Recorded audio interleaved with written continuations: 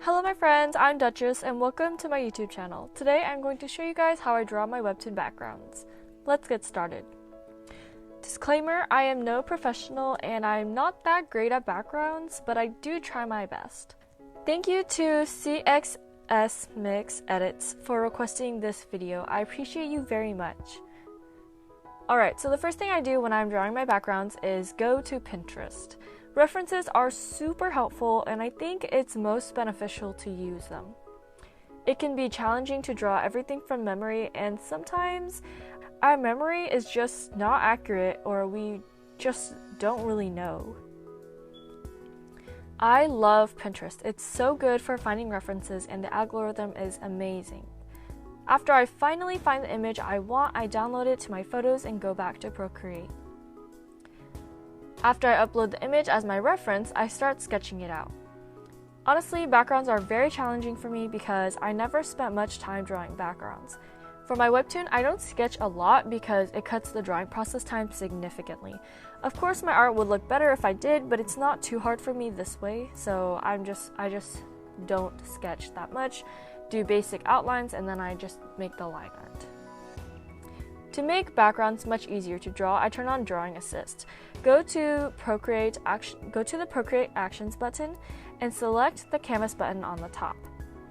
Then click Drawing Guide and then select Edit Drawing Guide right underneath. At the bottom, many options show up. The one I use is the Symmetry button. This means that whatever I draw on one side of the line shows up on the other side of the line symmetrically. Now I trace over my sketch and draw my background using my reference as best as I can. When drawing backgrounds, I rely heavily on references. I don't copy it exactly as it is. I like to have a little bit of difference, but you can definitely see the similarities. After I do the background line art, I create another layer for the furniture line art. This way I can go back to the other layer and erase parts of the background so the furniture fits into the drawing. Then I go on to the coloring.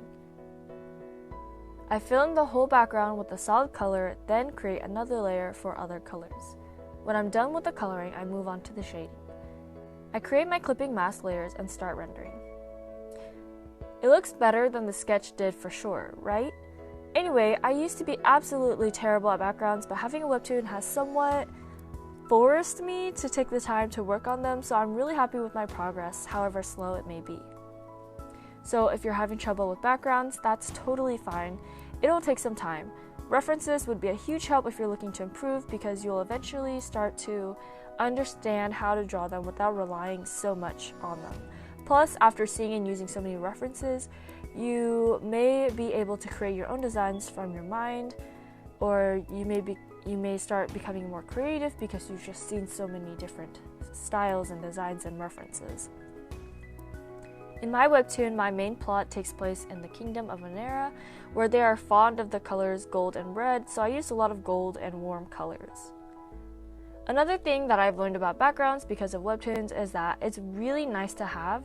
When you're reading, it's great to see the surroundings so that you can visualize characters in a specific area. It's nice to know where they are and where the story is taking place.